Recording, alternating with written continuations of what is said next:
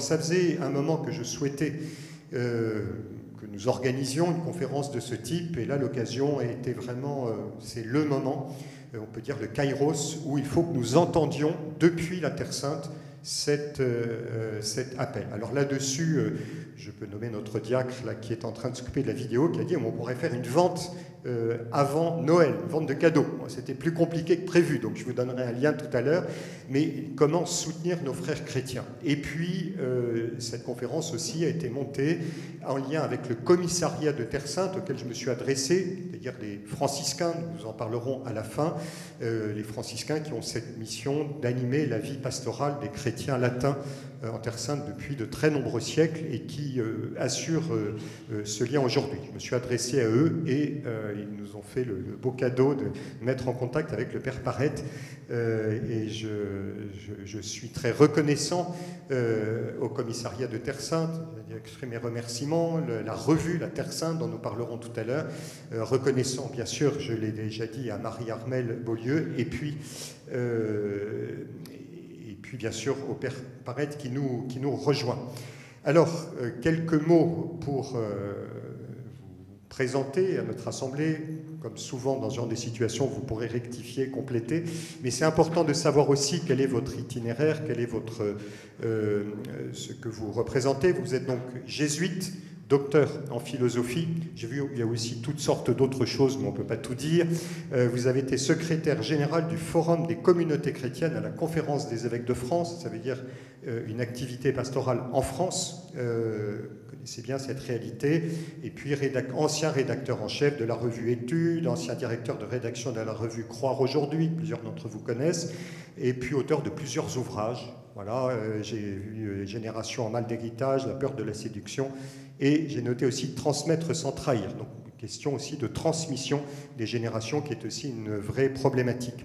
Et puis, ce qui nous intéresse plus particulièrement cet après-midi, c'est pendant 11 ans, conseiller pour les affaires religieuses, et je précise bien conseiller pour les affaires religieuses et non pas conseiller ecclésiastique, je préciserai les choses tout à l'heure, au Consulat général de France à Jérusalem. Tous les termes, vous l'avez remarqué, sont pesés et demandent souvent des explications. Pour terminer cette présentation trop sommaire du Père Parette, j'ajouterai que j'ai eu la grâce d'aller assez régulièrement en Terre Sainte. Je suis arrivé là-bas la première fois avec des idées assez précises sur les problèmes politiques et religieux, des idées assez claires et bien formées. Assez rapidement, je me suis rendu compte que ça ne correspondait pas tout à fait à la réalité. Plus j'y allais, plus je voyais que ça ne correspondait vraiment pas à mes catégories, à ce que je savais. Voilà. Pour ça que cette conférence est bienvenue et j'ai tout compris quand un jour un prêtre qui nous accompagnait disait « Ici, donc en Terre Sainte, si tu dis que tu as compris, c'est que tu n'as pas compris. » Voilà. Donc je crois que c'est cette complexité, en même temps cette richesse humaine, spirituelle, douloureuse, mais aussi porteuse d'espérance, dont le Père Luc Parette va nous parler maintenant, et je l'en remercie infiniment en notre nom à tous. L'intervention durera à peu près 1 heure, c'est ça. Il y aura une demi-heure de temps d'échange. Vous pouvez préparer vos questions, le micro passera. Et puis après, je vous dirai quelques mots sur la revue Terre Sainte Magazine avec laquelle nous avons voulu organiser cette conférence. Et nous sommes en communion avec nos amis qui sont à Jérusalem en ce moment, Marie-Armelle Beaulieu et tous ceux qui n'ont pu nous rejoindre cet après-midi. Bonjour à toutes et à tous. Merci d'être ici. Merci beaucoup, cher Père, de votre trop aimable et trop élogieuse, on va voir, présentation. Je voudrais faire 3 remarques initiales qui ne sont pas formelles, vous allez le comprendre vite, et qui vont accompagner tout ce que je souhaite vous dire durant cet après-midi. Car vous le savez, le sujet que nous avons à aborder est un sujet très sensible. Il est sensible là-bas, c'est le moins qu'on puisse dire, le mot est faible. Il est très sensible, polémique et explosif ici en France, et plus largement qu'en France, dans le monde entier, je crois, spécifiquement en tout cas en Europe, et très particulièrement en France. Et donc, comme je reviens, comme vous l'avez dit, de 11 années, il y a peu de temps, il y a quelques mois, de 11 années passées à Jérusalem, dans un poste très spécifique dont je parlerai très vite parce qu'il est au cœur du sujet que nous avons à réfléchir ensemble. Revenant donc de Jérusalem, vous comprendrez, première remarque, qu'il est difficile pour moi, éprouvant même, très difficile de parler de ce qui se passe là-bas et que j'ai laissé. J'espère pas trop lâcher, mais en tout cas laissé après une telle période de chaos, de difficultés, en particulier les 8 derniers mois qui ont été dans notre consulat général de France, mais dans l'ensemble du pays, de la Terre Sainte aussi, extrêmement douloureux, extrêmement usants d'un point de vue non seulement professionnel, diplomatique, mais aussi d'un point de vue surtout humain, avec la situation qui se dégradait singulièrement sur le territoire, mais aussi très particulièrement et spécifiquement à Gaza. On en reparlera bien entendu.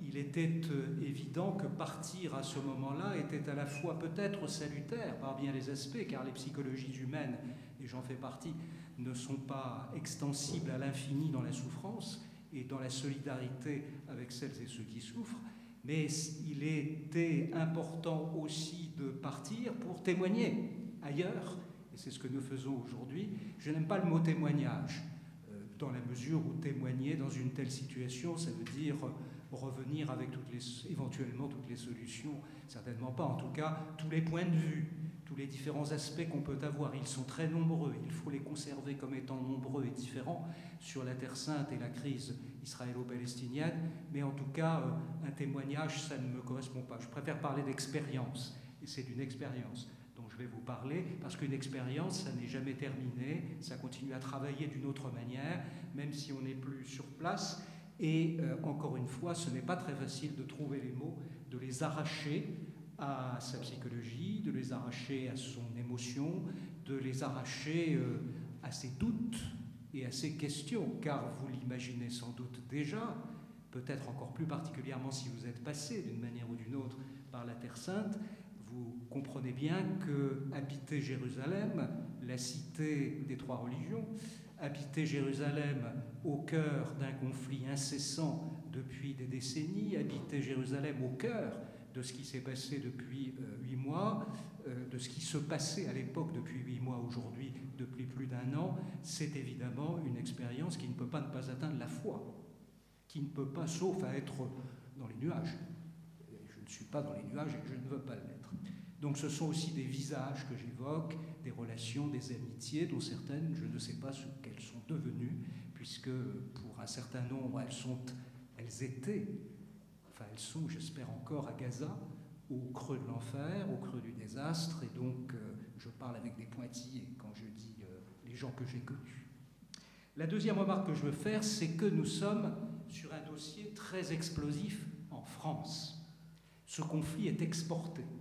Il est exporté de la Terre Sainte depuis longtemps, mais il a acquis une sensibilité particulière en France depuis le 7 octobre dernier et depuis le début de la situation terrible à Gaza. Je ne reviendrai pas très longuement sur cette situation française, on pourra en parler si vous voulez. C'est un enjeu pour nous, ici, très important, pour éviter de coller au désastre et d'en rajouter. Je m'expliquerai là-dessus. De grâce, ne soyons pas pathétiques. D'abord, nous ne sommes pas à Gaza, nous ne sommes pas en Terre Sainte, nous ne sommes pas à Jérusalem, et le plus souvent, et je m'y inclus, nous ne maîtrisons guère tous les paramètres de la situation quand nous sommes à distance. Nous n'avons pas à parler à la place des peuples, y compris les chrétiens, y compris les musulmans, y compris les juifs. Nous n'avons pas à parler à la place du gouvernement israélien, nous n'avons pas à parler à la place de l'autorité palestinienne, nous n'avons pas à parler à la place du Hamas. Nous sommes ici en France des témoins où nous sommes de quelque chose qui ne doit pas devenir en France un nouveau conflit israélo-palestinien qui enrôlerait en quelque sorte nos problématiques françaises que nous avons nous aussi à régler pour nous-mêmes. Vous les connaissez bien, la relation à l'islam, la relation au judaïsme, l'antisémitisme, etc. La relation à toute violence qui vient atteindre l'identité et le rapport entre les identités au cœur d'une société que je retrouve depuis quelques mois, qui est une société blessée. J'étais parti depuis 11 ans, je suis revenu une fois ou l'autre, mais très fugacement.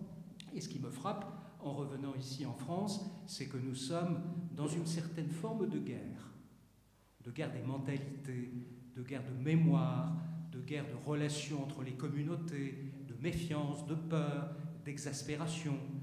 Et c'est une réelle question aussi quand on revient pour parler de la situation qu'on a quittée il y a quelques mois sur une autre terre.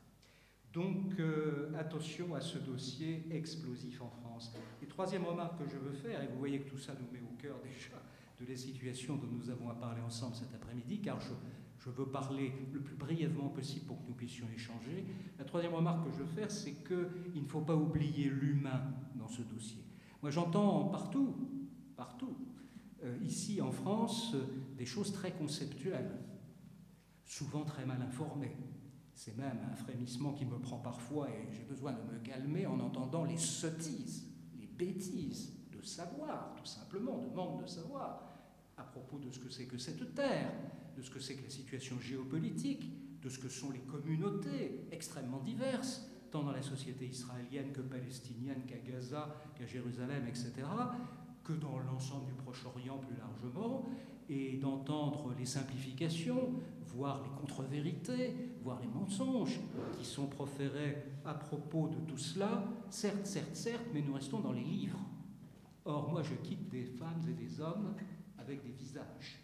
Et je ne me pose pas la question de savoir s'ils sont bien ou pas bien d'abord. Parce que quand vous avez à gérer une situation, ce qui a été le cas de l'équipe dans laquelle je travaillais, quand vous avez à gérer une situation au nom de la France, c'est-à-dire au nom de l'humanitaire, au nom, pas béatement, mais tout simplement au nom de la sauvegarde de l'humanité, des droits de l'homme, des droits des peuples à disposer d'eux-mêmes, quels qu'ils soient, eh bien, vous ne pouvez pas accepter que cela devienne simplement un sujet de dissertation. Voire pire, si au moins c'était un sujet de dissertation, il y aurait une recherche, voire la dernière question à la mode dont on parle pour s'exciter un peu au café du commerce du coin de la rue. C'est pour ça que je suis content, au travers de ces trois remarques que je viens de faire, d'essayer avec vous modestement, et partant d'une expérience qui reste douloureuse et qui le restera bien sûr, d'éclairer avec vous ce qui a été choisi comme titre. J'en suis responsable puisque c'est moi qui l'ai proposé, donc je n'ai pas à m'en plaindre, mais c'est un titre énorme. Chrétiens et religions de Terre Sainte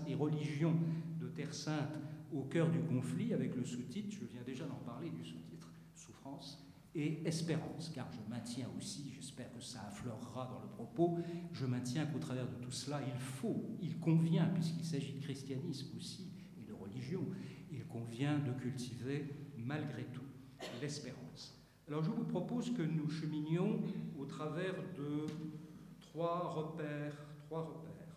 Le premier repère, il faut que je vous en parle parce qu'il nous mettra, alors lui, encore davantage au cœur du sujet, vous l'avez évoqué tout à l'heure, c'est l'exception française en Terre Sainte, dans laquelle j'ai travaillé, et il faut que je vous explique pourquoi, parce que ça peut paraître bizarre, pendant 11 années. Et éclaircissant, tâchant d'éclaircir cette situation exceptionnelle, atypique et tout à fait particulière, vous verrez que nous sommes au cœur du sujet qui a été choisi et dont le titre reflète à la fois la complexité et la perspective. Donc, l'exception française, ce sera ma première série de remarques. Il faudrait dire beaucoup de choses, j'essaierai d'être le plus synthétique possible. J'ajoute un peu comme sous-titre une diplomatie qui intègre le fait religieux, ce qui est exceptionnel. La République française est laïque, mais dans sa diplomatie à Jérusalem, qui couvre les territoires les plus compliqués de la Terre Sainte, la France, depuis très longtemps, depuis le XVIe siècle, accorde, et fait plus qu'accorder, je peux en témoigner, une importance singulière aux faits religieux et spécifiquement aux faits chrétiens. Alors ça mérite qu'on s'y arrête 2 secondes parce que non seulement c'est atypique, mais en plus ça peut nous éclairer sur l'exportation du conflit en France en termes de stricte laïcité, comme on dit.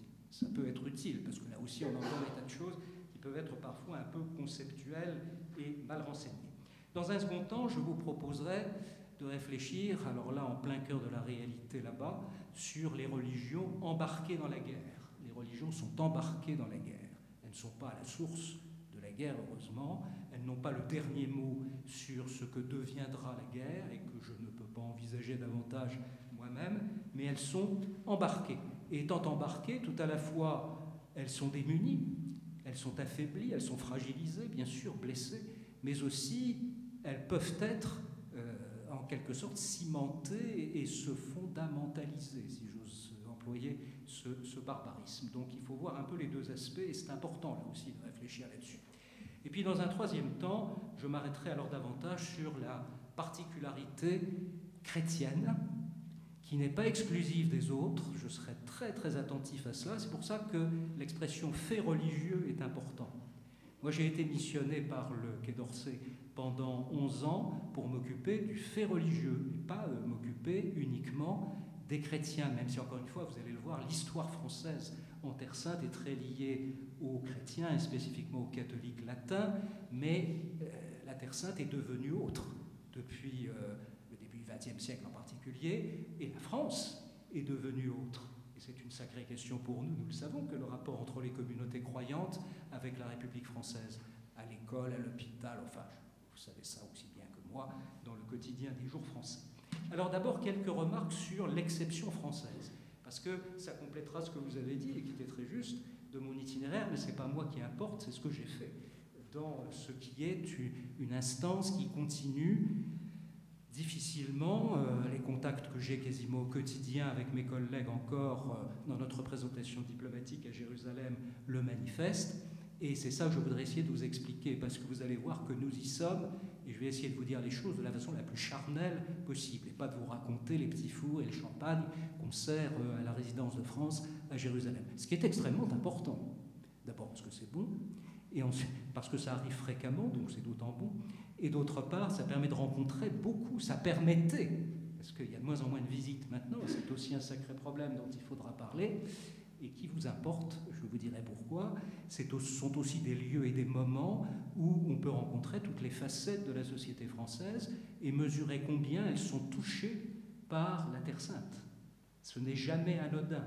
Je peux vous assurer que pour avoir fait visiter, avoir accompagné pendant toutes ces années des groupes plus ou moins officiels, depuis le président de la République, les présidents de la République, jusqu'aux associations, groupes de pèlerinage, etc., aux individus, aux jeunes volontaires qui étaient nombreux, qui continuent à travailler comme ils peuvent sur le terrain, j'ai été extrêmement frappé par cette constante que Jérusalem, plus largement la Terre Sainte, ne laisse pas indemne, quelles que soient les convictions ou les croyances qu'on peut avoir.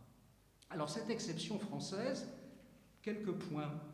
D'abord, nous avons en Terre Sainte, quand je dis Terre Sainte, vous avez évoqué une question sur cette expression tout à l'heure, qui est une expression que je n'aime pas, pour deux raisons. Terre Sainte, d'abord, on oublie souvent terre au profit de sainte, et on risque la piété dégoulinante. Je vais au but, hein, comme ça permettra d'aller vite dans ce que je pense. J'aime beaucoup la sainteté, je trouve que c'est un repère important, bien évidemment, mais baptiser une terre de Terre Sainte, surtout en ce moment, c'est quand même un peu rapide. Et donc, il faut laisser la place à la critique. Il faut laisser la place, comme en toute bonne théologie et spiritualité d'ailleurs, à l'interrogation et au doute sur la question. Donc l'expression Terre Sainte, elle va être commode pour moi pour éviter de dire à chaque fois Israël, Jérusalem, Cisjordanie et Gaza. Voilà. Alors ayez bien ces repères en tête. On aurait pu imaginer une carte, moi-même je n'y ai pas pensé, mais vous avez à peu près, grosso modo, par les actualités, hélas, la représentation de la situation topographique en ce moment, car elle est variable à tout instant, évidemment. Donc, la spécificité de notre représentation diplomatique en Terre Sainte, sur tous ces territoires, c'est que nous en avons deux sur l'équivalent de 2 départements français, ce qui est unique au monde. Première particularité et exception. Il y a une ambassade de France auprès de l'État d'Israël à Tel Aviv, qui est la capitale provisoire de l'État d'Israël selon le droit international. Moi, je suis un affidé du droit international. N'essayez pas de me faire croire que le droit international, c'est ceci ou cela. Le droit international, c'est le droit international. Et quand il n'y a plus de droit reconnu, c'est la loi de la jungle. Donc, depuis le début jusqu'à aujourd'hui, pour moi, le droit international, c'est une référence canonique. Je ne serais pas aussi canonique que l'Évangile, mais professionnellement, pas loin. Bon. Donc, Tel Aviv, capitale provisoire de l'État d'Israël. Et puis, il y a Jérusalem, qui est absolument pas une capitale et absolument pas provisoire de la... 3 petits points, je je ne sais pas de qui encore, puisque vous savez peut-être qu'au terme de la résolution 181 du Conseil de sécurité des Nations Unies de 1947, c'est-à-dire avant la création de l'État d'Israël, et donc reconnu par la France, pas par Israël lorsque l'État va être créé, bien sûr, mais les Nations Unies, et c'est la référence du droit international, ont posé que, en attente de règlement du conflit, Inch'Allah, ça ne s'arrange pas, en attente de règlement du conflit, Jérusalem en particulier ne serait la capitale de personne. Donc on bannit le mot capitale et on n'ajoute aucun complément d'objet ou de sujet à propos de cette question. Alors, nous avons une ambassade auprès de l'État d'Israël. Ben, on est installé à Tel Aviv, c'est le droit international qui... On n'est pas installé à Jérusalem, mais pour autant, nous avons un consulat général à Jérusalem. Alors, ça commence à se compliquer, vous allez voir, c'est pas fini. C'est loin d'être fini. Donc, pourquoi nous avons un consulat général à Jérusalem? Parce que, historiquement, nous y étions installés comme représentation de la France avant l'État d'Israël, avant la création de l'État d'Israël, en 1948. Nous étions en Palestine historique, comme on dit encore. C'est la Palestine historique qui est devenue Israël et la Palestine. Bien. Et donc, à Jérusalem, nous avons conservé cette représentation, et lorsque les événements ont évolué pour le pire, eh bien, nous sommes devenus une représentation très importante géopolitiquement, puisqu'il s'agissait d'assurer le message français, la protection française, diplomatique, pour non seulement Jérusalem, pour protéger Jérusalem dans son registre et statut de droit international, et d'autre part pour aider à la création, et ce n'est pas encore terminé, loin s'en faut, d'un État, d'une entité, d'une autonomie, comme on dit parfois, palestinienne. Donc, ce qui s'est fait au cours du temps, pragmatiquement et relativement au droit international, c'est que notre ambassade à Tel Aviv représente la France auprès de l'État d'Israël dans les strictes limites que le droit international assigne à l'État d'Israël et qui n'ont jamais été respectées. C'est ainsi, c'est un fait. Je ne suis pas en train de partir en guerre contre Israël, c'est un fait patent que les frontières qui ont été définies dès 1947 n'ont pas été respectées dès 1948 par l'État d'Israël et encore moins depuis 1967, c'est-à-dire avec l'occupation complète de Jérusalem, de la Cisjordanie et de Gaza. Donc, voilà où nous en sommes. Donc, il était important que nous gardions aussi la représentation de la France à Jérusalem, qui est aujourd'hui, au jour où je vous parle, au moment où je vous parle, une représentation qui s'appelle Consulat général de France, puisque nous ne sommes pas dans une capitale. On ne peut pas s'appeler ambassade. Une ambassade, traditionnellement, est installée dans une capitale. Mais nous sommes une ambassade de fait. Nous ne le sommes pas de droit. Nous sommes, comme on dit encore, sui generis, c'est-à-dire que nous ne dépendons pas de l'ambassade de France à Tel Aviv, ce qui serait contradictoire avec le droit international, n'est-ce pas? Mais nous dépendons directement du Quai d'Orsay. Et nous avons le statut, pas de droit, mais de fait d'ambassade. D'ailleurs, si vous regardez les effectifs, c'est tout à fait significatif, puisque à Tel Aviv, ils sont à l'ambassade une cinquantaine, et qu'à Jérusalem, nous sommes plus de 200. C'est donc beaucoup plus important en termes d'action, puisqu'il y a toutes les actions humanitaires, toutes les actions culturelles, toutes les actions politiques, bien évidemment, et puis, je vais en parler dans un instant, les actions religieuses. Bien. Alors, ce territoire du consulat général à Jérusalem, qui est dirigé par un ambassadeur, qui n'en a pas le nom, mais qui en a tout à fait le titre, même beaucoup plus gradé qu'à Tel Aviv, cette ambassade, de facto, à Jérusalem, couvre tout Jérusalem, puisque Jérusalem, je vous l'ai dit tout à l'heure, selon le droit international, depuis 1947, n'est la capitale de personne, donc il serait inconcevable que ce soit notre ambassade à Tel Aviv qui en assure la représentation.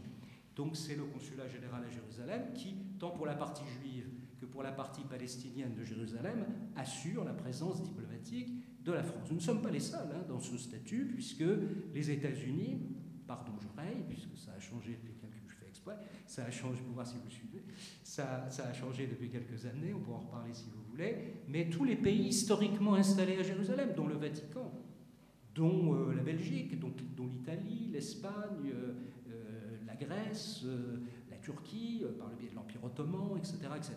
Donc nous ne sommes pas les seuls dans cette situation qui, encore une fois, est strictement liée au droit international. Donc tout Jérusalem, ce qui ne plaît pas toujours à notre ambassade à Tel Aviv, évidemment, qui considère parfois un peu légèrement que Jérusalem, notamment Jérusalem-Ouest, la Jérusalem juive, doit être sous la dépendance de notre ambassade à Tel Aviv, pas du tout. Nous couvrons aussi la Cisjordanie, c'est-à-dire que nous représentons un État souverain, l'État français, auprès d'un État qui ne l'est pas encore. Même s'il est reconnu aujourd'hui par 187 États dans le monde, la France n'a toujours pas reconnu, elle n'est pas la seule, la souveraineté spécifique de l'État de Palestine. Ce qu'a fait le Vatican depuis quelques années, il faut le rappeler, parce que c'est une chose importante. Donc nous couvrons aussi Gaza, et de ce fait j'ai eu l'occasion pendant 11 années, jusqu'aux derniers jours qui ont précédé le désastre, d'aller quasiment 2 ou 3 fois par mois à Gaza. Vous verrez pourquoi, je vous l'expliquerai. Et donc vous voyez que c'est un poste qui est un poste ultra sensible, avec aussi des garanties de sécurité importantes, le GIGN, les services secrets, les voitures blindées, les gardes du corps, etc. Bref, c'est une diplomatie très particulière. C'est d'abord ça.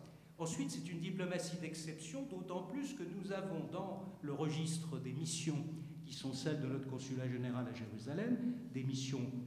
Aucune n'est classique, puisque ce n'est pas un lieu classique. Bien, mission politique, mission consulaire, mais nous avons aussi, et c'était mon travail, une mission la plus ancienne et la plus spécifique, une mission religieuse. Alors pas religieuse au sens où le consul général de France à Jérusalem, quoique, au travers des messes consulaires peut-être un peu, le consul général de France à Jérusalem n'est pas un archevêque. Jusqu'à plus ample informé, même si la laïcité est particulière à Jérusalem.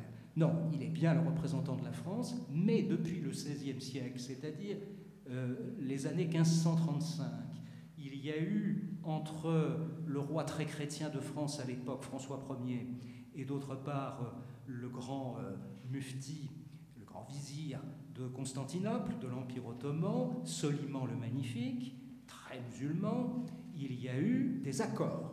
C'est possible. Des accords de paix, des accords commerciaux, des accords entre nous soit dit qui avaient pour fonction, pour perspective, de prendre à revers Charles Quint, évidemment. Donc tout ça était quand même assez stratégique et assez diplomatique. Mais il y a eu des conséquences qui durent jusqu'à aujourd'hui, à savoir que l'Empire ottoman a demandé à la France de protéger les chrétiens de l'Empire ottoman, qu'on appelle les chrétiens d'Orient. Et le centre de cette protection a toujours été Jérusalem. Même si ça rayonne sur tous les pays du Proche-Orient, de ce point de vue, le poste que j'ai occupé rayonnait plus largement que la Terre Sainte stricto sensu, ce poste de Jérusalem a cette mission qui s'est enrichie au cours des ans, au cours des siècles, jusqu'au XXe siècle, où des accords, juste avant que l'Empire ottoman s'effondre, mais ça dure, c'est inscrit dans le droit international, bien, des accords qui ont permis aux différentes communautés religieuses et à leurs institutions, les écoles, les hôpitaux, les centres sociaux, etc. Et il y en a une multitude encore aujourd'hui qui rendent des services incomparables aux populations de Terre Sainte, d'être accompagnés, soutenus et protégés diplomatiquement par la France, qui est un cas unique au monde. Il y a aujourd'hui 40 communautés, congrégations religieuses d'origine française, plus le patriarcat latin de Jérusalem, plus les patriarcats orientaux, plus un certain nombre de communautés nouvelles qui sont arrivées récemment, le chemin neuf, les communautés de l'Emmanuel, etc., qui sont sous la protection diplomatique de la France. Je vous dirai dans un instant en quoi ça consiste, et ce n'est pas un mince travail dans le contexte géopolitique sensible et violent qui est celui de la Terre Sainte à l'heure actuelle. Donc c'est tout à fait ancien, et c'est une mission qui représente à peu près 50% du travail de notre consulat général à Jérusalem, et qui s'accompagne d'un certain nombre de protocoles qui sont inimaginables en France. On est en France, au consulat général de France à Jérusalem, mais on n'est pas en France, parce que la laïcité est non pas battue en brèche, la respectons scrupuleusement, mais nous avons des protocoles inscrits dans le droit international et qui sont très sensibles pour les populations en termes de protection. Par exemple, lorsqu'un nouveau consul général de France à Jérusalem prend son poste, tous les 3 ou 4 ans, il doit faire son entrée solennelle au Saint-Sépulcre, parce qu'il en est le protecteur au titre des chrétiens d'Orient. Et donc, en grand uniforme de préfet, il est le seul diplomate à avoir encore un grand uniforme, il se présente accompagné de son tuteur conseiller religieux, vous avez très bien fait de dire, pour les affaires religieuses, ou le fait religieux, il se présente à la porte du Saint-Sépulcre et on lui montre, on lui fait toucher les clés, la grosse clé du Saint-Sépulcre qui est régie par des tas de protocoles aussi, comme vous le savez, et il fait son entrée solennelle avec les 3 représentants des 3 confessions chrétiennes majeures, c'est-à-dire les chrétiens orthodoxes, grecs orthodoxes, les arméniens apostoliques et les latins représentés au Saint-Sépulcre, non pas par l'évêché local, le patriarcat latin de Jérusalem, mais par les franciscains dont vous avez parlé tout à l'heure, c'est-à-dire la custodie franciscaine qui est depuis 800 ans la tutelle des latins chrétiens catholiques d'Orient. Bien. Et vous avez d'autres protocoles, je ne vais pas m'y attarder trop, mais c'est important de le savoir. Nous avons dans l'année 23 messes consulaires. Qu'est-ce que c'est que des messes consulaires? Ce sont des messes qui sont célébrées dans pratiquement tous les lieux sous protection française. Vous avez entendu parler récemment d'une propriété, d'un domaine national français qui s'appelle les Léonats, au sommet du mont des Oliviers, où il y a eu quelques échauffourées. C'est pas nouveau, hein. Nous, ça nous fait plutôt sourire, parce qu'on a hélas l'habitude depuis longtemps de ça. Mais ça a au moins amené ce domaine national au premier plan de l'actualité. Et ça vous fait comprendre ce qu'est la situation particulière de la France à Jérusalem. Par exemple, à les Léonats, où il y a un monastère de carmélites françaises, depuis longtemps, il y a une messe consulaire qui atteste la protection de la France et dans laquelle on rend les honneurs liturgiques au consul général de France, représentant de notre pays, avec un protocole qui a fait l'objet d'un traité toujours valable et inscrit dans le droit international entre le Vatican et la France en 1923. Et celui qui a signé pour la France était un pilier d'Église, à savoir Aristide Briand. Vous le savez, vraiment parmi les laïcards, un des plus laïcards. Voilà. Donc là aussi, c'est intéressant parce que ça permet de voir qu'aujourd'hui en France, quand on se bat sur la question de la laïcité, à Jérusalem, on rigole. Et on rigole amplement en disant « mais qu'est-ce qui leur prend? Ils ont une fièvre de laïcité, nous, ça nous va très bien. Tout se passe très très bien. Ça ne veut pas dire que le consul général de France se noie dans les effluves d'eau bénite et d'encens. Ça ne veut pas dire que nous transgressons la laïcité, ça veut dire que nous sommes en situation toute simple de respecter le droit international tel qu'il a été établi au cours de l'histoire et auquel la France veut être fidèle parce que les congrégations qu'elle protège ont des écoles, des hôpitaux et bien d'autres choses, des guest houses pour pèlerins, qui sont au service et font vivre les populations locales. Voilà l'enjeu.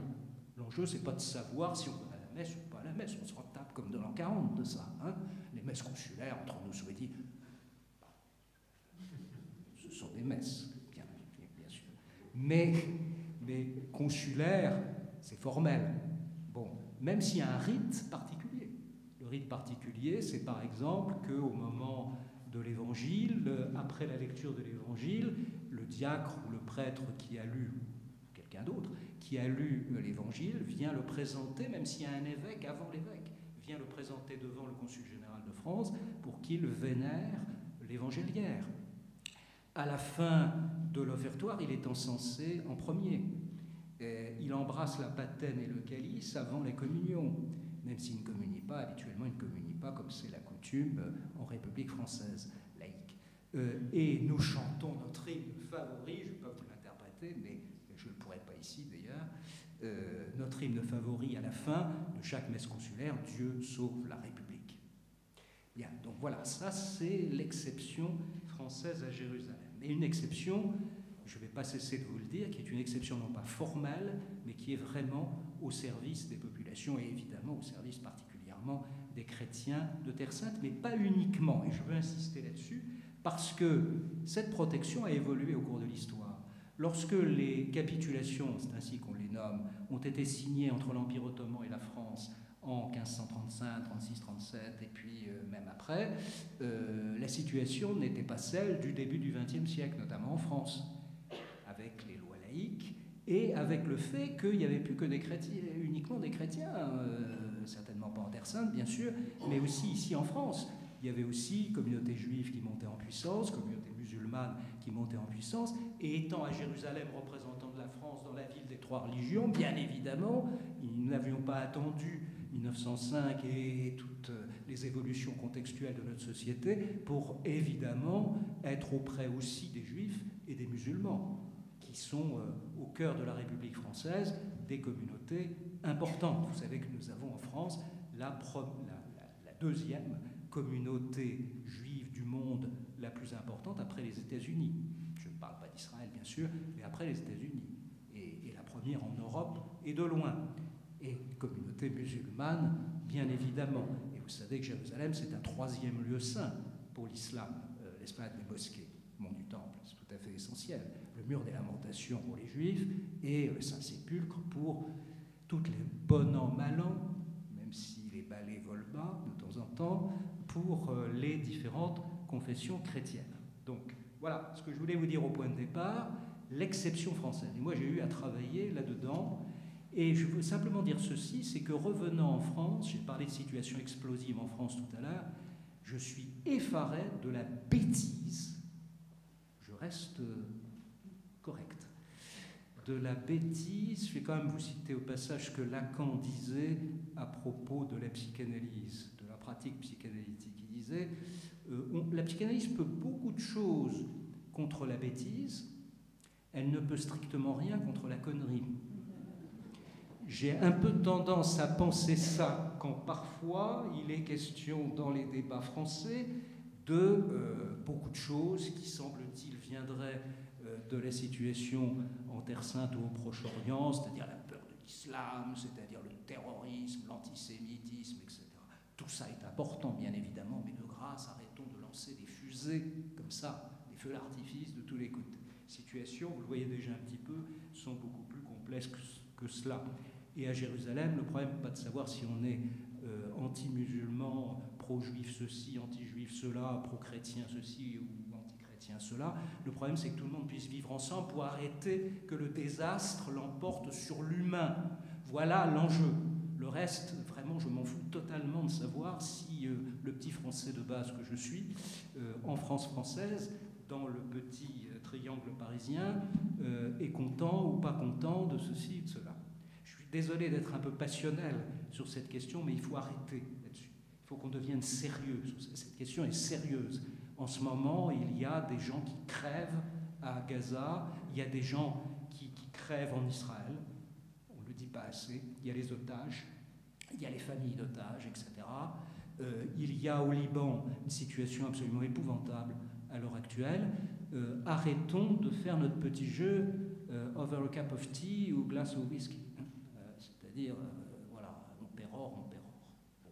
Réfléchissons un petit peu sur la façon dont nous, on pourrait en France, considérant la situation terrible en Terre Sainte, faire mieux en termes de partage du territoire et du contexte culturel et social entre communautés, plutôt que de nous faire des frissons sur le fait de savoir si dans une école catholique il doit y avoir 3 musulmans ou 7 musulmans et demi.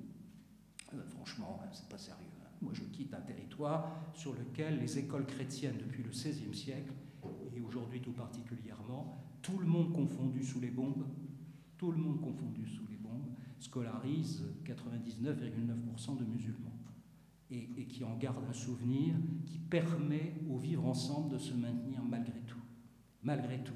Je ne sais pas si on y arriverait de la même manière en France en étant dans la même situation. Voilà ce que je voulais dire dans un premier temps qui déjà, j'espère, ouvre un peu les perspectives. Deuxième temps, je viens déjà de l'aborder, les religions sont embarquées dans la guerre. Elles ne font pas la guerre.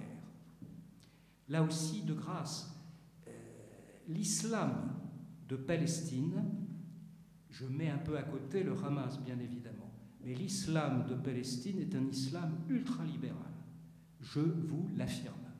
Pour avoir eu des contacts incessants avec les responsables du monde musulman à Jérusalem, en Cisjordanie et à Gaza. Vous savez, les Gazaouis, ce sont des Méditerranéens. La police des mœurs soi-disant du Hamas, je ne sais pas où elle est, franchement, je ne l'ai jamais vue. Les femmes ne sont pas voilées, ou quasiment pas, c'est le petit hijab traditionnel qui n'a pas changé depuis des siècles. Bon, je vois moins de femmes voilées, totalement voilées, à Gaza qu'ici à Paris. Alors là aussi, mesurons, nuançons nos perspectives. Alors, ce que je voulais dire par là, c'est que l'islam de Palestine, dialoguons avec lui comme avec tout islam ouvert, car il l'est. Le judaïsme en Terre Sainte, c'est un judaïsme, vous savez, il y a autant de judaïsme qu'il y a de juifs. Il ne faut pas oublier ça non plus. Vous rencontrez jamais un juif qui pense la même chose que son voisin. Et un habitant de la société israélienne, ils ne sont pas tous juifs. Ils sont tous juifs, bien sûr, puisque c'est un État juif. Et qu'est-ce que ça veut dire un État juif? Alors là, c'est une autre conférence, hein, parce que ça demanderait beaucoup, beaucoup de nuances et de réflexion. Mais en tout cas, vous avez 70% des juifs qui habitent la société israélienne qui ne sont pas croyants. Enfin, comme partout, quoi, ils sont comme nous. Mais ils sont juifs. Alors, c'est peut-être pas la même chose quand même, parce que la modulation tout au long de l'année de la vie de la société, c'est une modulation religieuse, parce que c'est les fêtes juives. Mais le problème, c'est la compréhension des fêtes juives. Le Shabbat, bah, tout le monde va sur la plage. Le Shabbat, on va pique-niquer, on va faire des randonnées dans le désert. Et puis, vous avez ceux qui sont croyants, avec les modulations diverses, orthodoxes, libéraux, massortis, ultra-orthodoxes, nationalistes religieux, c'est pas la même chose, on y reviendra, qui vont à la synagogue, mais qui éventuellement font autre chose après. Puis ceux qui étudient toute la journée, parce qu'ils sont vraiment ultra-orthodoxes, etc. Vous avez toute la palette. Arrêtons de mettre dans le même sac aussi tout le judaïsme comme si c'était un univers clos et parfaitement cohérent, et comme si en Israël, tout le monde était juif du matin au soir, en passant sa vie à la synagogue. De grâce, c'est pas la réalité. Hein. Et puis les chrétiens, il y a 13 confessions chrétiennes à Jérusalem, y compris les protestants, les évangélistes, les anglicans, etc. 13 confessions chrétiennes. Les catholiques latins, ils sont largement minoritaires. Ils sont 60 000 à peu près sur l'ensemble de la Terre Sainte, c'est pas beaucoup. Hein. Et donc il ne faut pas parler d'eux uniquement. Il faut aussi parler de tous les catholiques de rite oriental, que nous connaissons mal, qui célèbrent, enfin tout ce monde-là célèbre en arabe.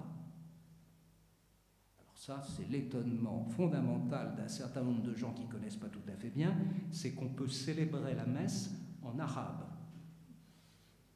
Est-ce qu'on peut, mon père? Ben, c'est la langue locale. Et on peut célébrer la messe en hébreu. Ah oui, mais ils sont tous juifs. Ah ben non, il y a aussi des chrétiens qui vivent en Israël, à Jérusalem-Ouest, que moi j'ai célébré la messe en hébreu, j'ai célébré la messe en arabe, la messe en anglais, etc. Est-ce que ça met en cause la validité du sacrement eucharistique? Je ne le pense pas, en tout cas le Vatican ne le dit pas. Pourquoi je dis ça? C'est intéressant, même si c'est un peu provocateur, mais à peine. C'est parce que parler arabe, ça veut dire être musulman. Mais non, les chrétiens, regardez le Liban, le pauvre Liban, l'Irak, la Syrie, la Turquie, l'Égypte, la Libye, l'Afrique du Nord, les communautés chrétiennes sont vivantes, elles ne sont pas nombreuses, elles sont fragiles, elles sont menacées parfois, mais elles sont très vivantes. Et qui plus est en Terre Sainte, elles sont antérieures à nous.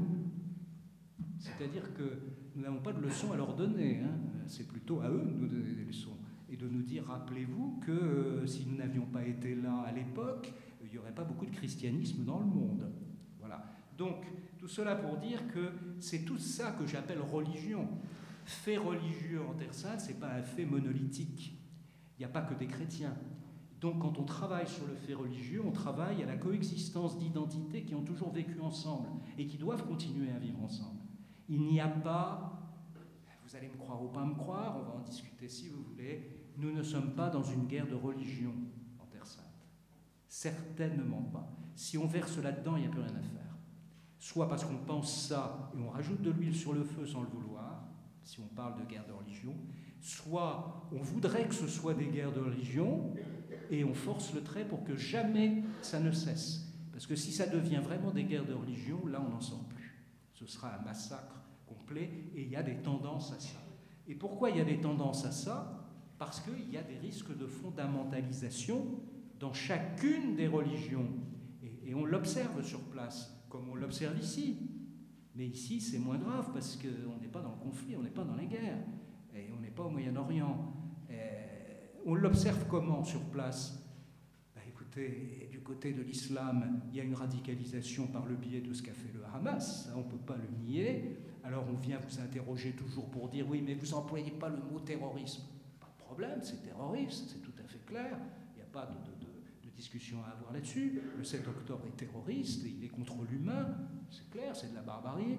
Donc il y a une fondamentalisation d'un certain nombre de communautés, de références. On peut croire ou pas, contester ou pas, discuter ou pas, mais de références musulmanes, c'est vrai. Mais dans les communautés juives, il y a aussi beaucoup de fondamentalisation, du côté notamment des nationalistes religieux, c'est-à-dire des colons de Cisjordanie. Quand je dis colons de Cisjordanie, c'est les 800 000 colons, contrairement au droit international, de façon transgressive, qui habitent dans des territoires qui sont des territoires palestiniens, selon le droit international, et qui ne laissent aux Palestiniens désormais que 22% du territoire qu'ils devraient avoir en totalité. Bien, donc ça c'est clair et net, et vous savez que pour eux, il n'y a pas de discussion, puisque la terre appartient au peuple juif depuis l'Ancien Testament. Facile interprétation, moi aussi je pourrais dire que ça appartient aux chrétiens parce que les noms sont les mêmes, etc. Très bien. Et puis il y a des fondamentalistes chrétiens, il ne faut pas les oublier, les chrétiens ne sont pas des anges. Ils ne sont pas des anges ici, ils ne sont pas des anges là-bas. Alors il y a des chrétiens évangélistes américains qui sont soutiens de la colonisation israélienne, parce que leur idée, c'est de rassembler le maximum de juifs sur la terre d'Eretz Israël, de telle façon qu'à la fin des temps, lorsque le Christ reviendra, eh bien, il aura sous la main tout le monde pour convertir ceux qui veulent. Les autres, on les passera par le fil de l'épée, ce sera plus simple. Donc voilà le registre extrêmement intelligent, trumpiste, bah oui, trumpiste, comme il était bushiste avant, il est trumpiste maintenant, de la présence chrétienne visible pour beaucoup de gens en Israël-Palestine. C'est visible parce qu'ils payent. Évidemment, quand on paye à des gens qui n'ont rien et qui ne sont pas forcément très bien formés, lorsque vous arrivez en disant « Alléluia, la terre juive va devenir une terre chrétienne et pour ça on va aider le gouvernement israélien à faire ce qu'il faut », bah, vous prenez le chèque. Hein. Et c'est légitime, il n'y a absolument aucune critique à avoir là-dessus. Il faut voir comment les gens vivent. Y compris en Israël, hein, pour un certain nombre de juifs, il y a de la pauvreté très, très systématique et très significative, en Israël aussi. Donc voilà, et puis il y a aussi, je ne veux pas uniquement choisir les évangélistes américains, c'est trop simple, il y a aussi des communautés sur place, locales, qui se raidissent. Alors ils se raidissent parce qu'il y a les colons nationalistes religieux juifs, ils se raidissent parce qu'il y a le Hamas, et ils se raidissent aussi parce que tout christianisme aujourd'hui, hélas dans le monde, je suis désolé de le dire mais c'est mon sentiment, se replie sur lui-même par peur de l'autre. Alors on a ce qu'on appelle, je cite le patriarche latin de Jérusalem, Monseigneur Pizzaballa, le cardinal Pizzaballa, dont j'espère qu'il sera élu un jour plus haut, c'est un homme tout à fait remarquable. Le cardinal Pizzaballa, lui, il parle de coranisation des chrétiens. C'est intéressant. Ça veut dire qu'il dit qu'il y a un certain nombre de chrétiens qui sont en train de faire comme les fondamentalistes musulmans, c'est-à-dire ils se raidissent. Alors tout le monde se raidit, et puis finalement, ça devient effectivement une guerre de religion. Et ça, il faut absolument l'éviter. D'où l'importance de travailler sur place le fait religieux pour éviter ça. Et ça, c'est un travail diplomatique, surtout pour la France, à partir du moment où vous êtes une exception dans le paysage et que vous avez des protections. Protection, c'est pas simplement donner de l'argent. On va dire, on n'en donne pas beaucoup, pas assez. Bien. Mais c'est aussi protéger les gens contre eux-mêmes. C'est protéger les gens pour éviter qu'ils ne deviennent meurtriers à l'égard des autres. Et donc, on a un rôle à jouer diplomatiquement à Jérusalem auprès du Hamas, auprès des colons nationalistes juifs et auprès des chrétiens qui se coranisent. Et donc, c'est pas toujours facile. Et ça peut être très violent. Et vous pouvez en prendre plein les gueules.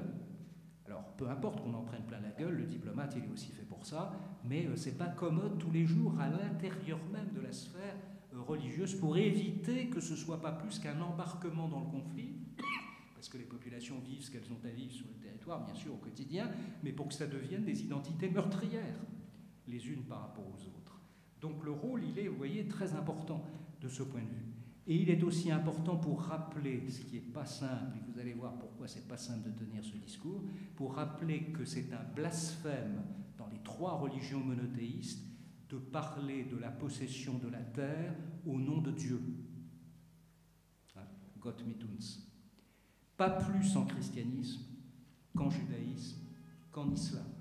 Les trois religions, de ce point de vue, si elles veulent être honnêtes, et travailler à l'intérieur de leur communauté à éviter ce que j'appelle un blasphème, et donc le meurtre, etc., c'est les lieux saints.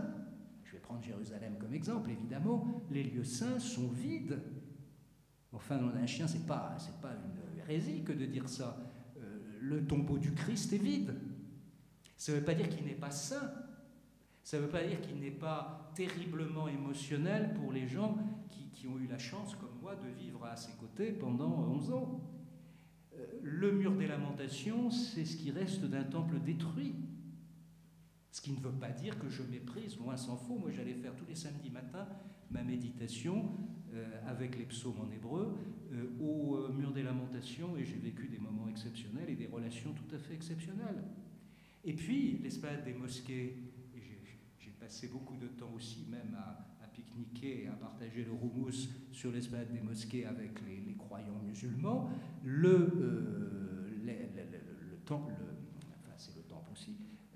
La mosquée Al-Aqsa, Mahomet s'est envolé vers le ciel. Donc c'est intéressant. Les trois lieux saints sont vides. Et pourquoi alors on va en faire des lieux sacraux, des lieux sacrés, des lieux sacrés et donc intouchables et donc meurtriers? Si tu touches à ma pierre, et dans le Saint-Sépulcre, entre les communautés chrétiennes, on n'est pas en retard de ce point de vue. Là aussi, les chrétiens ne sont pas des anges en Terre Sainte et au Moyen-Orient. Pas ici non plus, mais en Terre Sainte, certainement pas. Au cœur du Saint-Sépulcre, on se bat entre chrétiens pour la possession de centimètres carrés, de tapis, de balais, de tout ce que vous voulez. Lorsque le dernier consul général de France, qui est encore en poste et que j'ai quitté il y a peu de temps, a fait son entrée solennelle au Saint-Sépulcre, 5 minutes avant, les jeunes prêtres chrétiens orthodoxes et quelques franciscains discrètement mais fermement, et d'autre part quelques jeunes arméniens aussi, faisaient le coup de poing alors qu'ils vivent ensemble et que la nuit ils boivent ensemble. Parce qu'il y a aussi ça, souffrance et espérance. Bien. Donc personne n'est à l'abri de ce repli sur des identités violentes, exclusives, au nom d'un Dieu que je ne reconnais pas et qu'aucun d'entre eux, s'ils réfléchissent 2 secondes, ne reconnaîtra. Et ça, c'est quand même une sacrée question qu'il faut avoir en tête. Pourquoi on se bat en Terre Sainte au nom de Dieu? Pourquoi on se bat à Gaza au nom de Dieu? Pourquoi on se bat partout dans le Proche-Orient au nom de Dieu? Alors que les trois religions, s'agissant tout particulièrement de Jérusalem, ne disent jamais autre chose dans leur saine tradition, si elle veut rester saine, qu'il faut aller aux 4 coins du monde. C'est l'universel. Voilà, Jérusalem, c'est pour qu'on parte de Jérusalem. C'est pour qu'on s'en aille. Pour nous chrétiens, c'est clair. Ça n'a jamais été dit aussi clairement par saint Paul, les évangiles et tout ce qu'on veut. Pourquoi restez-vous là à regarder le ciel ? Évangiles. Pourquoi Mahomet dit-il dans le Coran c'est la conquête. Alors la conquête, on peut en discuter tout ce qu'on veut, mais en tout cas, c'est pas rester à Jérusalem. Et puis le judaïsme, on fait un nom d'un chien quand même, il ne faut pas que les juifs nous racontent des histoires, enfin certains juifs, j'ai beaucoup d'amis juifs, donc je le dis avec affection, mais nous racontent des histoires. Le judaïsme, c'est pas se replier à Jérusalem, ça n'a aucun sens. C'est aller aux confins du monde parce qu'on a une mission éthique au nom de l'élection du peuple d'Israël. C'est exactement l'inverse. Donc on n'est pas accroché à la terre de Shiloh ou de Naplouse ou de je ne sais où. On s'en va aux 4 coins du monde, c'est la diaspora depuis la destruction du temple en 70, et on va se coaguler, si j'ose dire, comme le font très bien nos amis juifs ici en France, par exemple, se coaguler avec une société pour y apporter la richesse de son identité. Il y a un grand théologien spirituel juif qui s'appelle, que je vous encourage à lire, il a écrit un livre qui s'appelle le livre de l'hospitalité. C'est tout un programme. Edmond Jabès. Edmond Jabès dit à propos de Jérusalem, c'est la citadelle du silence divin. Un juif qui vient vous dire ça. Et vous avez à côté tel ou tel excité ou agité du bocal juif qui vient vous dire Jérusalem, on lâchera jamais rien de Jérusalem. lâchez rien du silence de Dieu. Après tout, si ça vous fait plaisir, mais vous vous retrouvez tout seul. Le problème, c'est que pour vous retrouver tout seul, vous éliminez les autres. Colons nationalistes, hein, je ne parle pas de tous les juifs, bien évidemment. Bon, et vous pratiquez une épuration ethnique au bas bruit, je dis bien une épuration ethnique au bas bruit, en Cisjordanie. Quant à Gaza, on en parlera, et vous savez ce que c'est. Bien. Donc, blasphème au nom de la possession de la terre.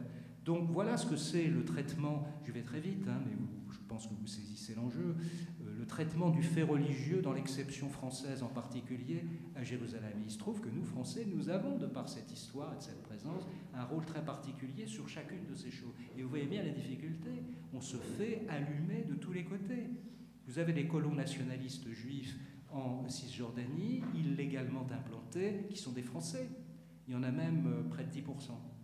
10% des colons de Cisjordanie sont des Français, qui ont raté en France, qui ont été mal aimés en France, tout ce qu'on veut, ils n'ont peut-être pas bien été traités, ils se retrouvent là-bas et ils deviennent extrémistes. Et ils viennent faire leur papier au consulat général de France, puisque c'est leur ressort diplomatique, à Jérusalem. Vous voyez l'ambiance. Alors, ce n'est pas notre politique, véritablement. Bonjour l'ambiance. Je peux vous raconter, les gendarmes français qui sont à l'entrée du consulat général à Jérusalem, ils sont extrêmement méritants. De temps en temps, il y en a non seulement un qui se fait mettre par terre par des gendarmes israéliens, ça c'est autre chose, mais en plus, vous voyez des gens arriver avec la Kalachnikov, plus exactement, qui arrivent et qui prétendent entrer, tous Français qu'ils sont, dans le consulat général de France pour refaire leur passeport, et auquel on est obligé de dire en France, puisque nous sommes en France, comme dit un gendarme exaspéré il n'y a pas encore si longtemps avant que je ne parte, ici monsieur c'est la France.